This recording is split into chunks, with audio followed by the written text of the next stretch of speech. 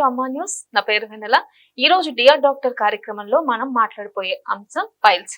అసలు ఫైల్స్ ఎందుకు వస్తాయి, దానికి గల కారణాలు ఏంటి, అసలు ఫైల్స్ ని నివారించడం ఎలా, వాటికి శాశ్వత పరిష్కారం ఉంటుందా అనే అంశంపై మనతో మాట్లాడడానికి ఈ రోజు మనతో పాటు స్టూడియోలో ఉన్నారు డాక్టర్ భరద్వాజ్ గారు. వీరు ఫిడికస్ హోమియోపతికి CEO, అలాగే చీఫ్ డాక్టర్ గా కూడా పనిచేస్తున్నారు. అలాగే వీరు www.fidcus.com లో కూడా అందుబాటులో ఉంటారు. మీరు వీరిని సంప్రదించాల్సిన నెంబర్ వచ్చి 7997101303 కి సంప్రదించగలరు. మొదటిగా డాక్టర్ గారితో మాట్లాడదాం. డాక్టర్ గారు నమస్తే అండి. నమస్తే అండి. అసలుకి డాక్టర్ గారు, ఫైల్స్ అంటే ఏంటి, అసలు ఎందుకు వస్తాయంటారు? రైట్. సో పైల్స్ అంటారు, లేకపోతే దీన్ని మొలలు అంటారు. తెలుగులో హర్షమొలలు అని కూడా డిఫరెంట్ నేమ్స్ యూజ్ చేస్తారనమాట. ఇది కామన్ ప్రాబ్లం. సో మగవాళ్ళలో కానీ ఆడవాళ్ళలో కానీ చాలా కామన్ గా వచ్చే ప్రాబ్లం అనమాట. సో మెయిన్ గా దీంట్లో మేము చూసే ప్రాబ్లం ఏంటంటే ఇది మన యానల్ రీజన్ లో వచ్చే ప్రాబ్లం. సో యానల్ కెనాల్ లో యానల్ రీజన్ లో వచ్చే ప్రాబ్లమ్స్ పైల్స్ తో పాటు ఇంకా వేరేవి కూడా ఉంటాయన్నమాట. ఫిషర్స్ అంటాము, ఫిస్టులా అంటాము, సైనస్ అంటాము, యాబ్సెస్ అంటాము, లేకపోతే యానల్ ట్యాగ్స్ అంటాము. ఇవన్నీ డిఫరెంట్ డిసీజెస్. ఇవన్నీ ఒక డిసీజ్ కాదు, డిఫరెంట్ డిసీజెస్. దీనికి ఏంటంటే సిమ్టమ్స్ అనేది ఆల్మోస్ట్ సిమిలర్ గానే ఉంటాయి. కొంచెం తేడాలు ఉంటాయి అన్నిటికీ. మనం చూద్దాం, అవి ఆల్మోస్ట్ దగ్గరగా ఉంటాయి. చాలా మంది చేసే ప్రాబ్లం ఏంటంటే యానల్ రీజన్ లో ఏదైనా ప్రాబ్లం వచ్చిన వెంటనే వీళ్ళు ఏం చేస్తారంటే గూగుల్ ఓపెన్ చేయడము, లేకపోతే యూట్యూబ్ ఓపెన్ చేయడము, 2 సిమ్టమ్లు టైప్ చేస్తారు.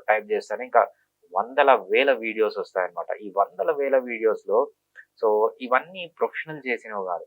సో దీంట్లో యూస్ఫుల్ అనేది ఓన్లీ 1% ఆఫ్ ది వీడియోస్ ఉంటాయి.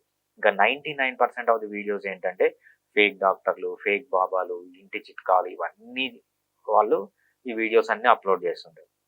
ఈ వీడియోస్ అన్ని చూసి వీళ్ళు ఏం చేస్తారంటే అక్కడ ఒక డిసీజ్ ఉంటే ఇంకో డిసీజ్ అని, ఫర్ ఎగ్జాంపుల్ అక్కడ పైల్స్ ఉందనుకోండి, వీళ్ళు ఫిషర్స్ అనుకుంటారు, లేకపోతే ఫిస్టులా అనుకుంటారు, లేకపోతే యాబ్సెస్ అనుకుంటారు, లేకపోతే స్కిన్ ట్యాగ్స్ అనుకుంటారు. అది తీసుకొని వాళ్ళు చెప్పిన ట్రీట్మెంట్ కొన్ని సంవత్సరాల తరబడి తీసుకుంటూ ఉంటారనమాట. తీసుకున్న తర్వాత ఈ ఇనిషియల్ స్టేజ్లోనే ఇది కనుక ఐడెంటిఫై చేసి కరెక్ట్ ట్రీట్మెంట్ తీసుకుంటే ఈజీగా తగ్గిపోతుంది. లేదు మీరు నెగ్లెక్ట్ చేసి ఒక ట్రీట్మెంట్ బదులు ఇంకో ట్రీట్మెంట్ తీసుకొని సంవత్సరాలు పొడిగిస్తే ఫైనల్గా వీళ్ళు ఏ స్టేజ్లో వస్తారంటే ఇంకా అన్కంట్రోలబుల్ స్టేజ్కి వెళ్ళినప్పుడు డాక్టర్ దగ్గరికి వెళ్ళడం కామన్గా చూస్తూ ఉంటాం అనమాట. సో ఇవన్నీ అవాయిడ్ చేసి మీరు ఇనిషియల్ స్టేజ్లోనే దీన్ని కరెక్ట్గా డయాగ్నోస్ చేసి మంచి డాక్టర్ దగ్గరికి వెళ్ళి అది పైల్సా, లేకపోతే ఫిషర్సా, లేకపోతే ఫిస్టులానా, లేకపోతే సైనసా, లేకపోతే స్కిన్ ట్యాగ్సా, లేకపోతే యాబ్సెసా, సో ఇవన్నీ కరెక్ట్గా ఐడెంటిఫై చేసి కరెక్ట్ ట్రీట్మెంట్ తీసుకుంటే కాంప్లికేషన్స్ లేకుండా ఈజీగా ట్రీట్మెంట్ అనేది చేసుకోవచ్చు అనమాట. సో బేసిక్గా పైల్స్ అంటే ఏంటంటే మనకు ప్రతి ఒక్క పార్ట్కి, సో మీరు కన్ను తీసుకోండి, చెయ్యి తీసుకోండి, ఏ పార్ట్ అన్నా తీసుకోండి, ఆర్టీరియల్ సప్లై ఉంటుంది. అంటే మంచి రక్తం దానికి సరఫరా అవుతుంది. తర్వాత అక్కడ ఆక్సిజన్, ఆ మంచి రక్తంలో ఆక్సిజన్ ఉంటుంది అనమాట. ఆక్సిజన్ యూజ్ చేసుకున్న తర్వాత చెడు రక్తం, లేకపోతే వీనస్ బ్లడ్ అంటాం అనమాట. ఆ బ్లడ్ ని మళ్ళీ మనము హార్ట్ లోకి పంపిస్తాం. సో ప్రతి ఒక్క పార్ట్ కి ఆర్టీరియల్ సప్లై ఉంటుంది, వీనస్ డ్రైనేజ్ ఉంటుంది అనమాట. సో ఎప్పుడైతే ఈ వీన్స్ కొంచెం వీక్ అయిపోయి అక్కడ డైలైట్ అయిపోతాయి, ఉన్న దానికంటే సైజు పెద్దగా పెరిగిపోతాయి, దాన్ని వీనస్ డైలేషన్ అంటాం. అదే యానల్ రీజన్ లో జరిగింది అనుకోండి, దాన్ని మనం పైల్స్ అంటాం అనమాట. సో దీంట్లో డిఫరెంట్ రకాలు ఉన్నాయి, ఇంటర్నల్ పైల్స్ అని, ఎక్స్టర్నల్ పైల్స్ అని. సో అవన్నీ ఎలా ఐడెంటిఫై చేయాలని మనము క్లియర్ గా చూద్దాం. అలాగే చూసుకున్నట్లయితే డాక్టర్ గారు, అసలు ఫైల్స్ రావడానికి లక్షణాలు ఏంటంటే వచ్చే ముందు ఏమైనా సంకేతాలు వస్తాయా ఫైల్స్ రావడానికి? రైట్. సో చాలా ఇంపార్టెంట్ క్వశ్చన్ అండి. మీకు గానీ ఈ లక్షణాలు ఉంటే పైల్స్ అని అర్థం చేసుకోండి. ఫస్ట్ ఏంటంటే ఇన్కంప్లీట్ ఎవాక్యుయేషన్ సెన్సేషన్ అంటాం అనమాట. సో ఆల్రెడీ మీకు మోషన్ పాస్ అయిపోతుంది. మోషన్ పాస్ అయిన తర్వాత కూడా ఇంకా కాలేదు, ఇంకా అలానే ఉంది అనిపిస్తుంది. ఎందుకంటే ఆ ప్లేస్ లో పైల్స్ అనేవి వస్తాయన్నమాట. మీ వీన్స్ అనేవి ఎన్లార్జ్ అయిపోయి ఇంకా కొంచెం అక్కడ ఉన్నట్లు అనిపిస్తుంది. నెక్స్ట్ ఏంటంటే బ్లీడింగ్. బ్లీడింగ్ అనేది కూడా స్పెసిఫిక్ టైప్ ఆఫ్ బ్లీడింగ్ ఉంటుంది. పైల్స్ లో ఎలా ఉంటుందంటే మోషన్ పాస్ చేసిన తర్వాత నార్మల్ గా 3 to 4 డ్రాప్స్ బ్లడ్ పడుతుంది అన్నమాట. దాన్ని పైల్స్ అంటాం అనమాట. అదే విధంగా పైల్స్ స్టేజెస్ బట్టి, so first degree, second degree, third degree, fourth degree అని 4 డిగ్రీస్ ఉంటాయి అనమాట. ఫస్ట్ డిగ్రీలో ఏమవుతుందంటే మీకు బయటకి ఏమీ రావు. మీరు బయట యానల్ రీజన్ లో చేతితో టచ్ చేసినా కూడా బయటకి ఏమీ కనపడవు అనమాట. సెకండ్ స్టేజ్ లో ఆర్ సెకండ్ డిగ్రీలో ఏమవుతుందంటే మీరు మోషన్ పోయినప్పుడు మాత్రం మీకు కొంచెం ఆ పైల్స్ అనేవి బయటకు వచ్చినట్లు అనిపిస్తుంది. మోషన్ పాస్ చేయడం అయిపోతేనే ఆ పైల్స్ అనేవి మళ్ళీ లోపలికి వెళ్ళిపోతాయి అనమాట. థర్డ్ డిగ్రీలో ఏమవుతుందంటే మీరు మోషన్ పాస్ చేసేటప్పుడు పైల్స్ బయటకు వస్తాయి. మోషన్ పాస్ చేసిన తర్వాత అవి లోపలికి వెళ్ళవు అనమాట. అప్పుడు ఏం చేయాలంటే మెకానికల్ గా వీళ్ళు లోపలికి పుష్ చేస్తూ ఉంటారు. అది థర్డ్ డిగ్రీ. ఫోర్త్ డిగ్రీలో సిమ్టమ్స్ ఏముంటాయంటే అది బయటికి వస్తుంది. మోషన్ పాస్ చేసిన తర్వాత బయటనే ఉంటుంది. మీరు చేత్తో పుష్ చేసినా కూడా వెళ్ళదనమాట. బయటనే అలానే స్ట్రాంగులేట్ అయిపోతుంది. ఇది 4th డిగ్రీ పైల్స్ అంటామనమాట. దీంతో పాటు వీళ్ళకేమొస్తుందంటే కొంచెం జిగురు లాంటి పదార్థం రావడము, అదేవిధంగా చాలా రోజులు పైల్స్ ఉండడం వల్ల బాగా బ్లీడింగ్ జరిగి, అనీమియా రావడం, వీక్‌నెస్ రావడం ఇవన్నీ గూడా మనము చూస్తుంటాం. ఈ సింప్టమ్స్ ఏవున్నా గూడా మీరు ఫస్ట్ గుర్తుపెట్టుకోవాల్సింది పైల్స్. ఇక్కడ ఇంకో ఇంపార్టెంట్ సింప్టమ్ ఏంటంటే, మనము ఫిషర్స్ అని చెప్పుకున్నాము. అదేవిధంగా యానోరెక్టల్ యాబ్సెస్ అని చెప్పుకున్నాము. స్కిన్ ట్యాగ్స్ అని చెప్పుకున్నాము. సో, వీటికి డిఫరెన్షియేషన్ ఏంటంటే, సో, మీరు కొంచెం తెలుసుకోవడం అవసరం అన్నమాట. సో, ఈ పైల్స్‌లో ఇంటర్నల్ పైల్స్, ఎక్స్‌టర్నల్ పైల్స్ అని ఉంటాయి. ఇంటర్నల్ పైల్స్‌లో మీకు పెయిన్ ఉండదు. ఓన్లీ ఎక్స్‌టర్నల్ పైల్స్‌లో మాత్రం పెయిన్ ఉంటుందన్నమాట. సో, పైల్స్‌లో ఏంటి మోషన్ పాస్ చేసిన తర్వాత ఒక 3-4 డ్రాప్స్ బ్లడ్ పడుతుంది. నెక్స్ట్ ఫిషర్స్‌కొద్దాం. ఫిషర్స్ ఎలా ఉంటుందంటే, మీకు పెయిన్ అనేది మోషన్ పాస్ చేసే టైంలో సివియర్ పెయిన్ ఉంటుంది. మోషన్ పాస్ చేసినాక కూడా కంటిన్యూ అయితుంది. సో, టైంలో ఉంటుంది. మోషన్ పాస్ చేసినా కూడా కంటిన్యూ అయితుంది.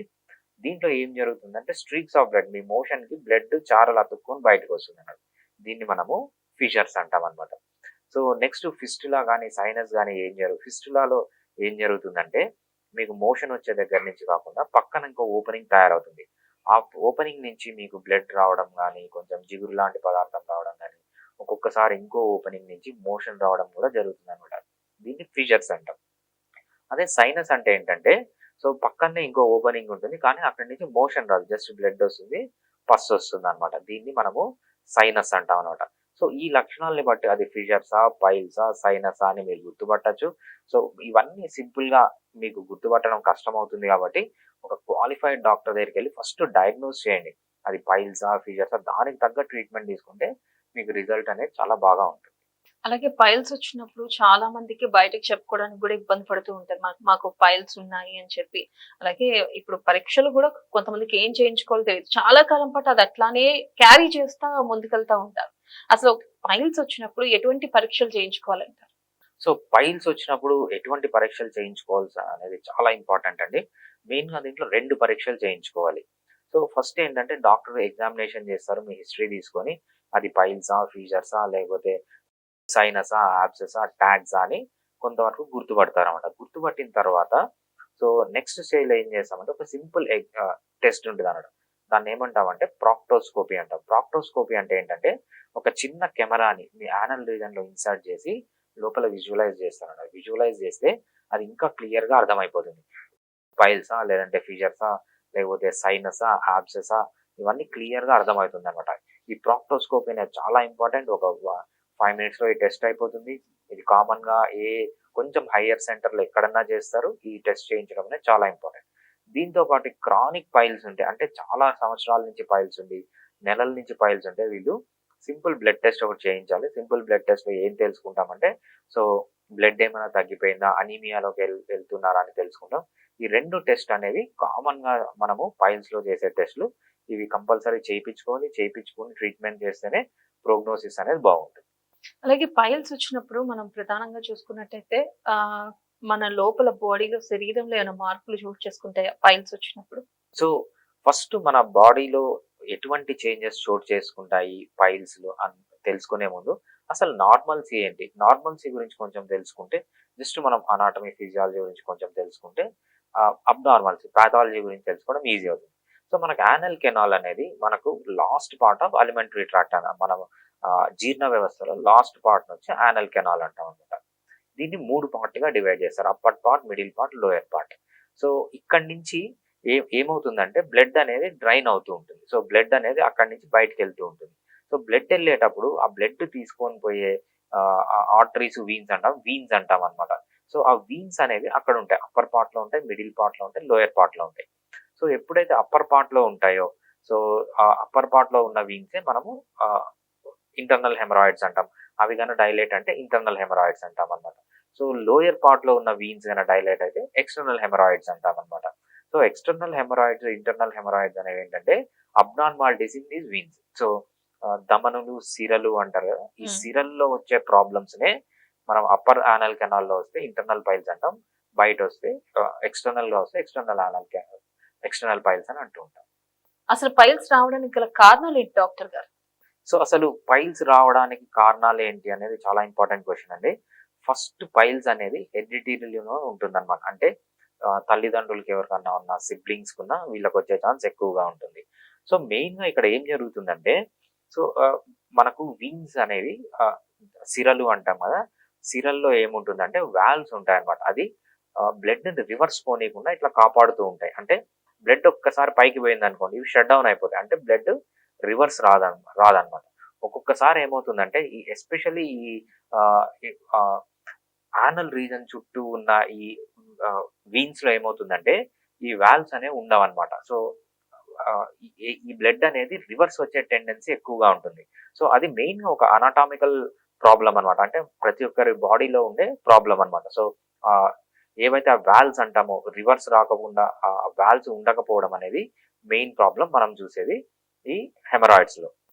సో అంతేకాకుండా ఎక్కువ మజిల్స్ ఉంటాయన్నమాట ఇక్కడ. ఫర్ ఎగ్జాంపుల్ మనకు internal anal splinter, external anal splinter అని 2 మజిల్స్ ఉంటాయన్నమాట. ఈ మజిల్స్ ఎప్పుడైతే కాంట్రాక్ట్ అవుతాయో, ఈ కాంట్రాక్ట్ అయినప్పుడు ఇక్కడ కంజెషన్ అయ్యి, సో ఈ బ్లడ్ అనేది అక్కడే స్టాగ్నేట్ అయిపోతుందన్నమాట.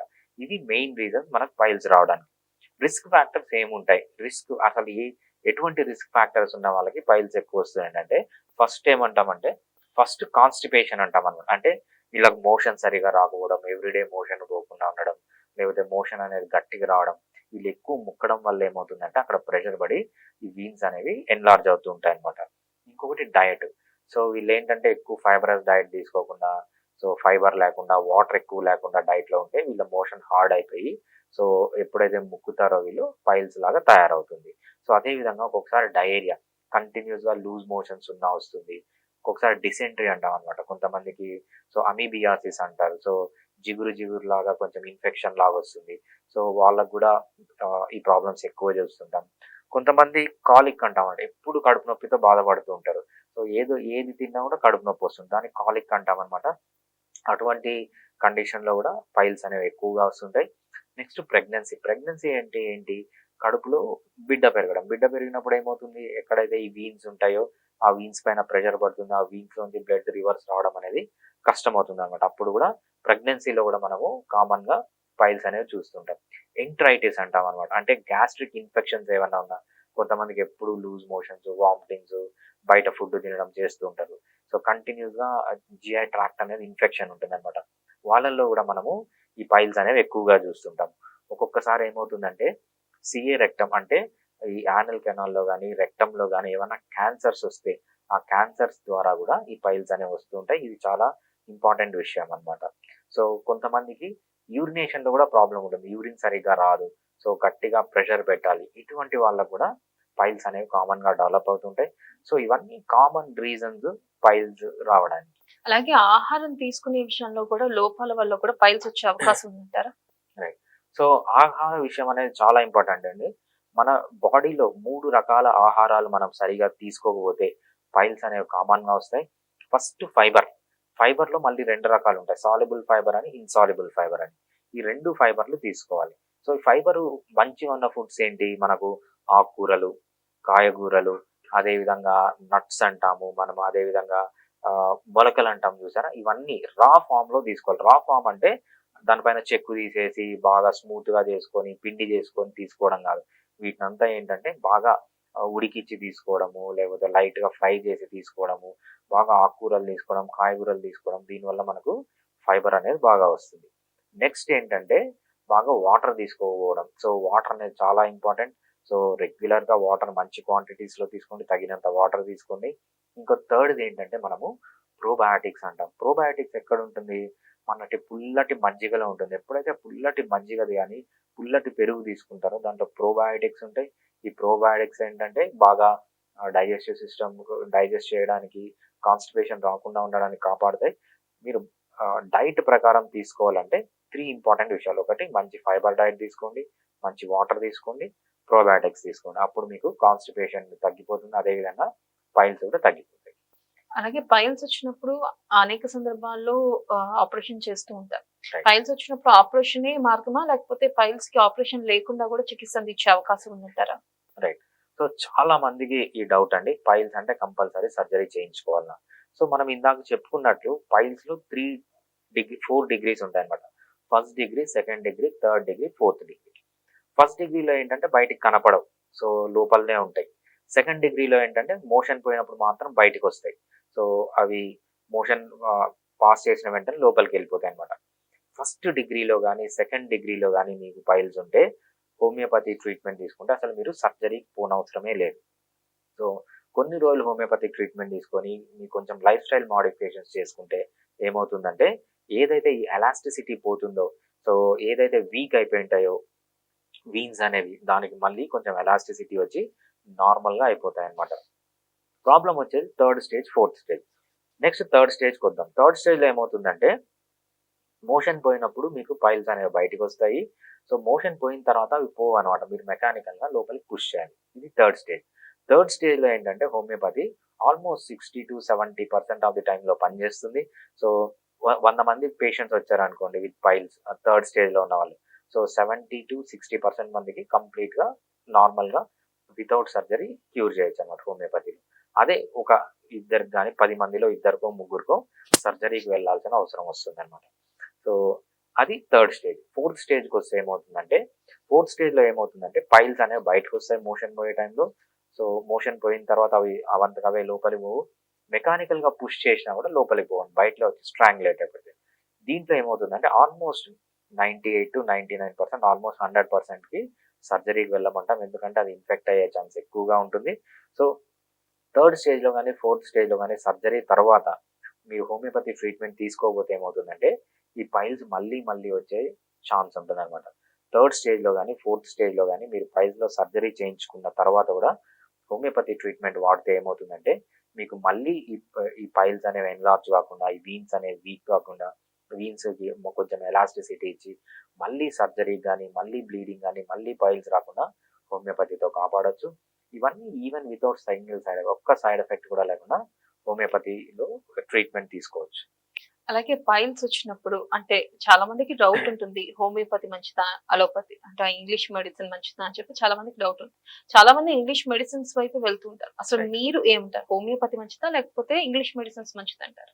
సో, ఇంగ్లీష్ మెడిసిన్స్ మనము దాన్ని వెస్టర్న్ మెడిసిన్ అంటాము, ఇంగ్లీష్ మెడిసిన్ అంటాము, అలోపతి ట్రీట్మెంట్ అంటాము, కార్పొరేట్ హాస్పిటల్‌లో ఇచ్చే ట్రీట్మెంట్ అంటాము. లేకపోతే మీరు ఒక గ్యాస్ట్రోఎంట్రాలజిస్ట్ దగ్గరికి పోయి తీసుకునే ట్రీట్మెంట్ అంటాము. సో, ఇవన్నీ కన్వెన్షనల్ ట్రీట్మెంట్ అని కూడా అంటామనమాట. దీంట్లో వాళ్ళకు సో, మీకు కాన్‌స్టిపేషన్ ఉంటే కొంచెం లాక్సేటివ్స్ ఇస్తారు. అంటే మోషన్ ఫ్రీగా పోవడానికి మెడిసిన్ ఇస్తారు. లేదు థర్డ్ డిగ్రీలో ఉంది, ఫోర్త్ డిగ్రీలో ఉంది. వీళ్ళు ఏం చేస్తారంటే పిలిచి సర్జరీ చేస్తారు. సర్జరీ చేసినంత మాత్రాన అవి కంప్లీట్‌గా క్యూర్ అవుతాయని కాదు. సర్జరీ చేసినా కూడా మళ్ళీ మళ్ళీ వచ్చే ఛాన్స్ ఎక్కువగా ఉంటుంది. ఇనీషియల్ స్టేజ్‌లో ఫస్ట్ స్టేజ్‌లో, సెకండ్ స్టేజ్‌లో వీళ్ళకి ఏ మెడిసిన్స్ ఉండవు. సో, మీరు ఇనీషియల్ స్టేజ్‌లోనే వచ్చిన ఫస్ట్ స్టేజ్‌లో, సెకండ్ స్టేజ్‌లో వస్తే హోమియోపతి మెడిసిన్స్ ద్వారా ఏంటంటే ఇది థర్డ్ స్టేజ్‌కి గాని, ఫోర్త్ స్టేజ్‌కి గాని పోకుండా కాపాడొచ్చు. కంప్లీట్‌గా ఏదైతే పాథాలజీ ఉందో, ఏవైతే డైలేట్ అయిపోయినాయో వీన్స్, ఆ వీన్స్ అన్నీ మళ్ళీ ఎలాస్టిసిటీ వచ్చి నార్మల్ ప్లేస్‌కెళ్ళే ఛాన్స్ చాలా ఎక్కువగా ఉంటుంది. హోమియోపతిలో పైల్స్‌కి గాని, పైల్స్‌కి సక్సెస్ రేట్ అనేది చాలా ఎక్కువగా ఉంటుంది. First stage, second stage. ఇంకా థర్డ్ స్టేజ్‌లోకి వచ్చేటప్పటికి ఏంటంటే 70-60% ఛాన్స్ ఉంటదనమాట. ఒక 20% మంది సర్జరీకెళ్ళాల్సొస్తది. థర్డ్ స్టేజ్‌లో కూడా వాళ్ళకి మెడిసిన్స్ అంటూ ఏం లేవనమాట. వాళ్ళు సర్జరీ చేయడమే. సర్జరీ చేసినంత మాత్రాన మళ్ళీ రావని కాదు. మళ్ళీ మళ్ళీ వచ్చే ఛాన్స్ ఉంటది. ఎందుకంటే బేసిక్‌గా అక్కడ మీకు వీన్స్ అనేవి వీక్ అయిపోయాయన్నమాట. వీక్ అయిపోయడం వల్ల అవి బయటకొస్తున్నాయి. ఆ వీక్‌నెస్‌ని తగ్గించే దానికి మళ్ళీ ఎలాస్టిసిటీనిచ్చే మెడిసిన్స్ వాళ్ళ దగ్గర లేవు. సో, అందుకు థర్డ్ స్టేజ్‌లో కూడా వాళ్ళ దగ్గర ఫెయిల్ అవుతుంది. ఇంకా ఫోర్త్ స్టేజ్‌లో వచ్చినప్పుడు ఏమవుతుందంటే అవి బయటకొచ్చి స్ట్రాంగులేట్ అయిపోతాయి, ఇన్ఫెక్ట్ అవుతాయి కాబట్టి ఫోర్త్ స్టేజ్‌లో ఉన్నప్పుడు సర్జరీకి వెళ్ళమంటాం. ఈవెన్ సర్జరీ చేసిన తర్వాత కూడా ఫోర్త్ స్టేజ్‌లో ఆ వీన్స్ అయితే ఆల్రెడీ ఆ ఎలాస్టిసిటీ పోయుంటుంది కాబట్టి సో, మళ్ళీ వచ్చే ఛాన్స్ ఎక్కువగా ఉంటది. అందుకేంటంటే హోమియోపతి ట్రీట్మెంట్ బెస్ట్. ఈవెన్ మీరు థర్డ్ స్టేజ్‌లో, ఫోర్త్ స్టేజ్‌లో సర్జరీ చేయించుకున్నా కూడా హోమియోపతి ట్రీట్మెంట్ తీసుకుంటే ఏమవుతుందంటే ఏదైతే ఆ టెండెన్సీ ఉందో వీక్ అయిపోయిన ఆ వీన్స్ అనోరెక్టల్ వీన్స్ అంటామనమాట. వీక్ అయిపోయిన వీన్స్‌ని దానికి మళ్ళీ ఎలాస్టిసిటీ ఇచ్చి నార్మల్ పొజిషన్‌కి తీసుకొని హోమియోపతిలో రావచ్చు. ఇవన్నీ వితౌట్ సింగిల్ సైడ్ ఎఫెక్ట్. ఒక్క సైడ్ ఎఫెక్ట్ కూడా లేకుండా మనం హోమియోపతిలో ట్రీట్మెంట్ చేయొచ్చు. అలాగే మీరన్నట్టు చూసుకున్నట్టయితే ఒకవేళ హోమియోపతికి లేదా ఇంగ్లీష్ మెడిసిన్‌కి సాధారణంగా పైల్స్ తగ్గడానికి సమయం ఏమైనా ఉంటుందా? అంటే హోమియోపతితో పోలిస్తే ఇంగ్లీష్ మెడిసిన్స్ త్వరగా తగ్గుద్దా? లేకపోతే ఇంగ్లీష్ మెడిసిన్స్ తో పోల్చితే హోమియోపతి త్వరగా తగ్గుతుందంటారా? రైట్. సో రెండండి. ఒకటి మీకు ఏం కావాలి? సో పర్మనెంట్ క్యూర్ అనేది కావాలి. రైట్. ఇంకోటి ఏంటంటే ఇమ్మీడియట్ రిలీఫ్ అనేది కావాలి. సో మీకు ఫస్ట్ స్టేజ్‌లో ఉన్న, ఫస్ట్ డిగ్రీలో ఉన్న, సెకండ్ డిగ్రీలో ఉన్న హోమియోపతితో చాలా క్విక్‌గా మీకు రిలీఫ్ అనేది ఉంటుంది. సో అలోపతిలో దానికి రిలీఫ్ అనేది లేదు. జస్ట్ లాక్సేటివ్స్ ఇస్తారు. ఫస్ట్ స్టేజ్, సెకండ్ స్టేజ్‌లో అలోపతిలో మీకు మెడిసినే లేదు. సో అదే ఫస్ట్ డిగ్రీ, సెకండ్ డిగ్రీలో హోమియోపతిలో చాలా మంచి మెడిసిన్ మీకు రిలీఫ్ అనేది చాలా క్విక్‌గా వస్తుందన్నమాట. నెక్స్ట్ ఏంటంటే పర్మనెంట్ క్యూర్.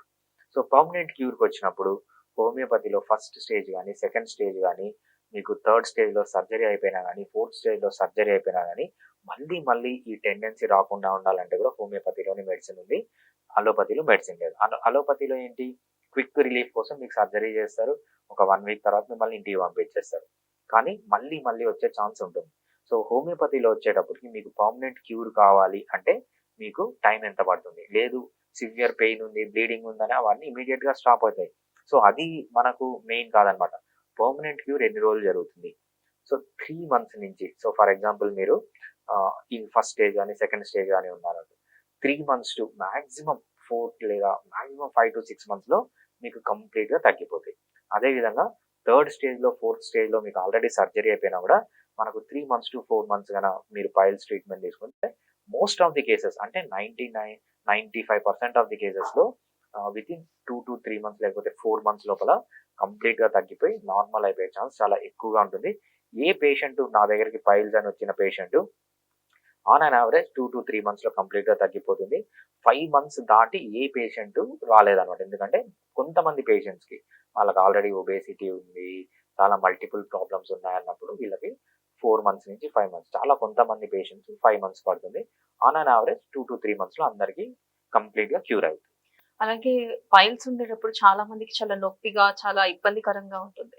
అటువంటి వారికి హోమియోపతిలో అదే మీరన్నట్టు ఇప్పుడు స్టార్టింగ్ మెడిసిన్స్ తీసుకుంటే తగ్గే అవకాశం ఉందంటారా? పర్మనెంట్ క్యూర్ అనేది? రైట్. చాలా మంచి క్వెషన్ అండి. కొంతమందికి పైల్స్‌లో పెయిన్ ఉంటుంది. కొంతమందికి పెయిన్ ఉండదు. అసలు మనం తెలుసుకోవాలి అసలు ఎందుకు పైల్స్‌లో కొంతమందికి పెయిన్ ఉంటుంది, కొంతమందికి ఉండదు. సో మనము యానల్ కెనాల్ తీసుకున్నప్పుడు దాన్ని 3 పార్ట్స్ ఉంటాయన్నమాట. So upper part, middle part, lower part.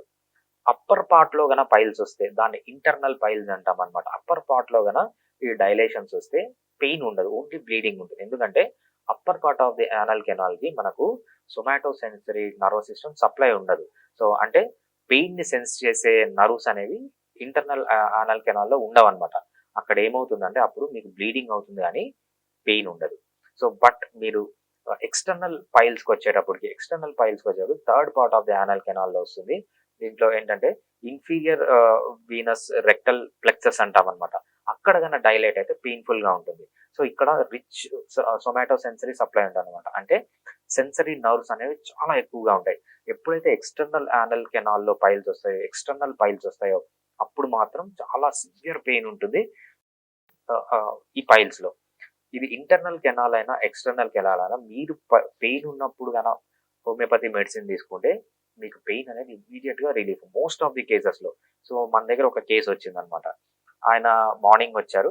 Morning వచ్చి ఆహ్, మెడిసిన్స్ తీసుకున్నారు. మెడిసిన్స్ తీసుకున్న తర్వాత ఇంటికెళ్ళిపోయాడన్నమాట. ఇంటికెళ్ళిపోయిన తర్వాత ఆయనకు పెయిన్ చాలా ఎక్కువైపోయింది. అంటే మా దగ్గర ట్రీట్మెంట్‌కి వచ్చి ఇంటికెళ్ళిపోయాడు. పెయిన్ చాలా ఎక్కువైపోయిందన్నమాట. పెయిన్ చాలా ఎక్కువైపోతే ఆయన తట్టుకోలేక ఏం చేశారంటే ఒక కార్పొరేట్ హాస్పిటల్‌కెళ్ళాడు. ఆ కార్పొరేట్ హాస్పిటల్‌లో ప్రాక్టోస్కోపీ చేసి మేమిప్పుడు సర్జరీ చేయాల్సిందే అని కూర్చున్నారంట. సో ఆయన అక్కడి నుంచి మాకు కాల్ చేశారు. కాల్ చేసిన వెంటనే సార్ ఇది రిపోర్ట్ పంపించండి అని చెప్పారు. రిపోర్ట్ పంపించండి అంటే ఎక్స్టర్నల్ పైల్స్ అన్నమాట. ఆయన వెంటనే రమ్మని చెప్పి మళ్ళీ కొంచెం మెడిసిన్ చేంజ్ చేస్తే ఇమ్మీడియేట్‌గా ఆయనకి వితిన్ 1 ఆర్ 2 అవర్స్‌లో పెయిన్ మొత్తం తగ్గిపోయింది. సర్జరీ వరకు పోయే అవసరం రాలేదు. ఆ తర్వాత ఆయన 3-4 మంత్స్ మెడిసిన్ తీసుకున్న కంప్లీట్‌గా క్యూర్ అయిపోయింది. సో మీరు గుర్తుపెట్టుకోవాల్సింది ఏంటంటే అవి ఇంటర్నల్ పైల్స్ అయినా ఓన్లీ బ్లీడింగ్ ఉంది, మీకు పెయిన్ లేదు. ఎక్స్టర్నల్ పైల్స్ అయినా బాగా పెయిన్ ఉంది, బ్లీడింగ్ ఉంది. ఏ కేస్‌లో అయినా హోమియోపతి చాలా క్విక్‌గా పనిచేస్తుంది. ఇమ్మీడియేట్‌గా పెయిన్ తగ్గిస్తుంది. సర్జరీ వరకు పోకుండా పర్మనెంట్ క్యూర్ చేసే ఛాన్స్ హోమియోపతిలో ఎక్కువగా ఉంటుంది. అయితే డాక్టర్‌గా అసలకి పైల్సే రాకుండా ఉండాలంటే ఎటువంటి జాగ్రత్తలు తీసుకోవాలంటారు? రైట్. సో పైల్సే రాకుండా ఉండడము అనేది చాలా కష్టమండి. ఎందుకంటే ఇది జెనెటిక్ ప్రిడిస్పోజిషన్ ఉంటుంది. సో జెనెటిక్ ప్రీడిస్పోజిషన్ అంటే మీ ఫాదర్ కానీ, మదర్ కానీ, సిబ్లింగ్స్ కానీ, అంకుల్స్ కానీ, ఆంట్స్ కానీ ఉంటే మీకు కూడా వచ్చే ఛాన్స్ ఎక్కువగా ఉంటుందన్నమాట. సో మనకు జెనెటిక్స్‌లో ఒక సేయింగ్ ఉంది. Genetics load the gun but your habits will pull the trigger. అంటే జెనెటిక్స్ ద్వారా మీకు ఆ టెండెన్సీ ఉంటది. కానీ మీరు చేతులారా చేసుకునే హ్యాబిట్స్ వల్లనే ఈ ఇవన్నీ బయటకొస్తాయన్నమాట. సో కొన్ని కంట్రోలబుల్ ఉంటాయి. కొన్ని అన్‌కంట్రోలబుల్ ఉంటాయి. ఫర్ ఎగ్జాంపుల్ మన కంట్రోల్‌లో లేనిదంటే ప్రెగ్నెన్సీ వచ్చింది. ప్రెగ్నెన్సీలో పైల్స్ వస్తాయి. ఎందుకంటే బిడ్డ పెరుగుతుంది. సో అబ్డామిన్‌లో ఆర్టరీస్, వీన్స్ ఉంటాయి. వాటిపైన ప్రెషర్ పడుతుంది. ప్రెషర్ పడినప్పుడు పైల్స్ అనేవి కామన్ అన్నమాట. దానికి మనం ఏమీ చేయలేము. సో మనము ఆహ్, మోడిఫై చేసుకోగలిసినవి ఏవి అంటే కొన్ని ఉంటాయన్నమాట. ఏవి? ఫస్ట్ మంచిగా ఫైబరస్ డైట్ తీసుకోవడం. మంచిగా ఫైబర్ తీసుకోండి. సో అదే విధంగా both soluble fibre, insoluble fibre. దేంట్లో ఉంటాయి? ఆకుకూరల్లో ఉంటాయి, కాయగూరల్లో ఉంటాయి, పల్సెస్‌లో ఉంటాయి, పప్పు దినుసుల్లో ఉంటాయి. అదే విధంగా అంటే మొలకలు హోల్ ఫుడ్ అనేది తీసుకోవాలన్నమాట. నెక్స్ట్ బాగా వాటర్ తాగండి. వాటర్ తీసుకుంటే కూడా మంచిగా లిక్విడ్ అంతా లోపలికెళ్ళి స్టూల్ అనేది సాఫ్ట్ అయ్యి, మోషన్ అనేది సాఫ్ట్ అయ్యి ఈజీగా ప్రెషర్ లేకుండా బయటకొస్తుంది.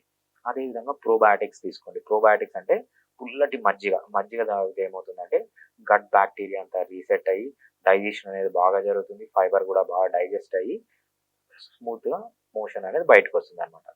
దీంతో పాటు రెగ్యులర్‌గా ఎక్సర్సైజ్ చేయండి. రెగ్యులర్‌గా ఎక్సర్సైజ్ చేయండి. సో ఎక్సర్సైజ్ చేసిన దానివల్ల చాలా బెనిఫిట్స్ ఉంటాయి. దాంతో పాటు మంచిగా నిద్రపోండి. అడల్ట్స్ అయితే 7-9 అవర్స్ పర్ డే నిద్రపోతే ఈ ప్రాబ్లమ్స్ అన్నిటిలో దూరంగా ఉంటారు. అదే విధంగా స్ట్రెస్ ఫ్రీ లైఫ్‌లో ఉండండి. స్ట్రెస్ ఫ్రీ లైఫ్‌లో ఉన్నప్పుడు ఏమవుతుందంటే మీకు అడ్రినలిన్ అనే హార్మోన్, కార్టిజాల్ అనే హార్మోన్ తగ్గిపోయి సో ఈ ప్రాబ్లమ్స్ అన్నీ రాకుండా ఉంటాయి. మీకేమన్నా అలవాట్లున్నా స్మోకింగ్ గానీ, ఆల్కహాల్ గానీ ఇవన్నీ తగ్గించుకోండి. దీనివల్ల కూడా పైల్స్ అనేవి కంప్లీట్‌గా పోతాయి. సో మీ లైఫ్ స్టైల్ మోడిఫికేషన్స్ చేసుకుంటూ హోమియోపతి ట్రీట్మెంట్ తీసుకుంటే మీకేంటంటే పైల్స్ అనేవి రాకుండా ఉండ ఉండడానికి ఛాన్స్ అనేది చాలా ఎక్కువగా ఉంటుంది. ఇంకోటేంటంటే కొంతమందికి రిస్క్ ఫ్యాక్టర్ నైట్ వాచ్‌మ్యాన్ లాగా పనిచేస్తుంటారు. చాలామంది పోలీస్ ఆఫీసర్స్ ఉంటారు. లేకపోతే ఇంట్లో ఆడవాళ్ళు చాలా సేపు నిలబడి వంట చేస్తుంటారు. వీళ్ళకి గూడా వచ్చే ఛాన్స్ చాలా ఎక్కువగా ఉంటుందనమాట. వీళ్ళు గూడా అంత ఎక్కువ సేపు కూర్చోవడం గాని, ఎక్కువ సేపు నిలబడిపోవడం చేయకుండా మామూలుగా కూర్చొని లేయడము, కొంచెము నడుస్తూ ఉండడం ఇవన్నీ చేస్తే ఏంటంటే పైల్స్ వచ్చే ఛాన్స్ తక్కువగా ఉంటాయి. అలాగే డాక్టర్ గారు చాలా మందికి పైల్స్ ఉన్నాయని తెలిసి కూడా నెగ్లెక్ట్ చేస్తారు. నెగ్లెక్ట్ చేయడం వల్ల ఎటువంటి అనార్థాలు వచ్చే అవకాశం ఉందంటారు? రైట్.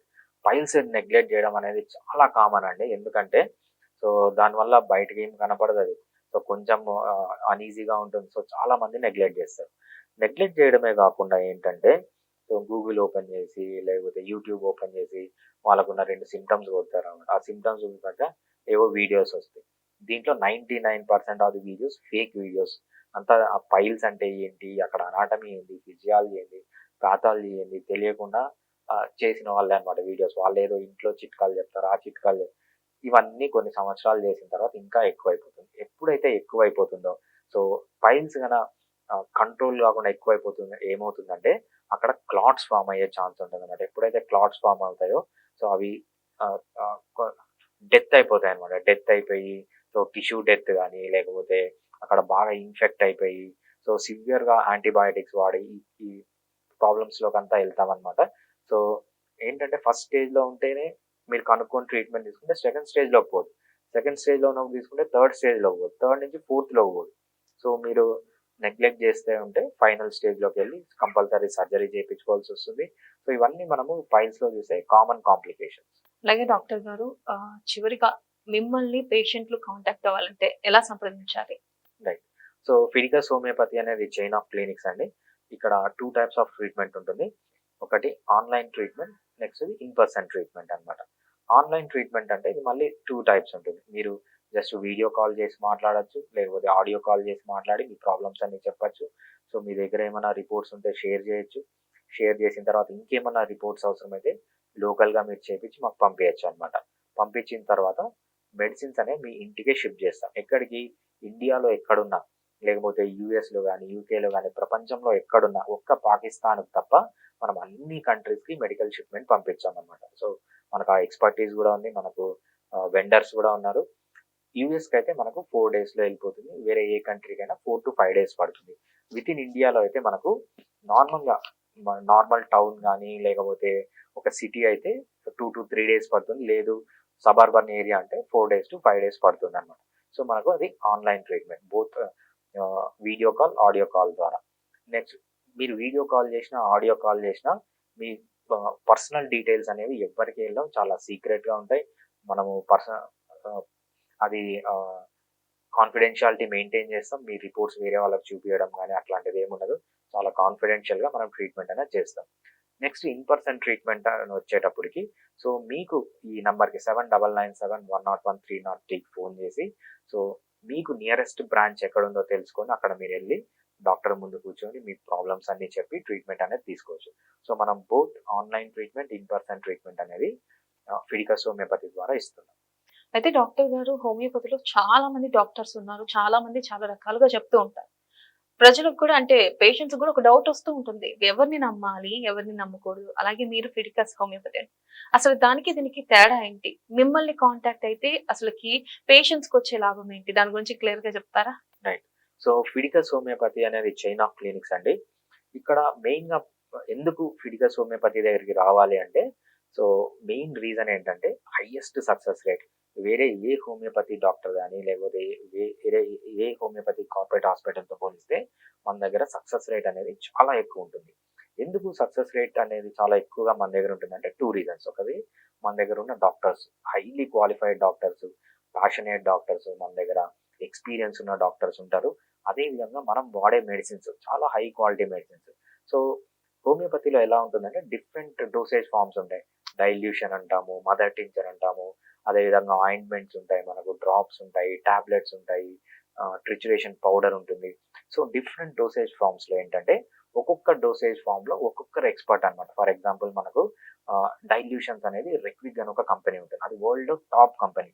డైల్యూషన్స్ మనం అక్కడి నుంచి తెప్పిస్తాం. మదర్ టించర్స్కి వేరే కంపెనీ ఉంది. మదర్ టించర్స్ అనేవి అక్కడి నుంచి తెప్పిస్తాం. సో అట్లా ఆ పర్టికులర్ డోసేజ్ ఫామ్లో ఎవరు టాప్ మ్యానుఫ్యాక్చరర్ అక్కడి నుంచే మనకు మెడిసిన్స్ అనేవి వస్తున్నాయి అనమాట. సో అందుకు మెడిసిన్లో తప్పు జరిగే ఛాన్స్ ఎక్కడా లేదు. చాలా మంది హోమియోపతి డాక్టర్స్ బయట వాళ్ళు ఏం చేస్తారంటే చాలా చీప్ మెడిసిన్స్ తెస్తారు. సో మనకు ఫర్ ఎగ్జాంపుల్ ఒక 10 ml మనకు 500-600 పడింది అనుకోండి మెడిసిన్. అది 1 లీటర్ మనకు 30 రూపీస్కి 40 రూపీస్కి కూడా దొరికే మెడిసిన్స్ ఉన్నాయి. సో అటువంటివన్నీ కాకుండా మన దగ్గర ఉన్న డాక్టర్స్ కానీ మన దగ్గర ఉన్న మెడిసిన్స్ కానీ చాలా హై క్వాలిటీ మెడిసిన్స్ యూజ్ చేస్తాం. అందుకు మన దగ్గర సక్సెస్ రేట్ అనేది చాలా ఎక్కువగా ఉంటుంది. సో అందుకు మీరు ప్రతి ఒక్కరు ఫిడికస్ హోమియోపతిలో ట్రీట్మెంట్ తీసుకోవాలి. ఓకే డాక్టర్ గారు, ఈ రోజు స్టూడియోకి వచ్చి పైల్స్, దాని నివారణ మార్గాలు అసలు ఎందుకు వస్తాయని చాలా చక్కగా తెలియజేశారు. Thank you so much. Thanks అండి. ఇది వాళ్ళ కార్యక్రమం. మరో కార్యక్రమం మళ్ళీ కలుసుకుందాం. అంతవరకు చూస్తూనే ఉండండి అమ్మా న్యూస్.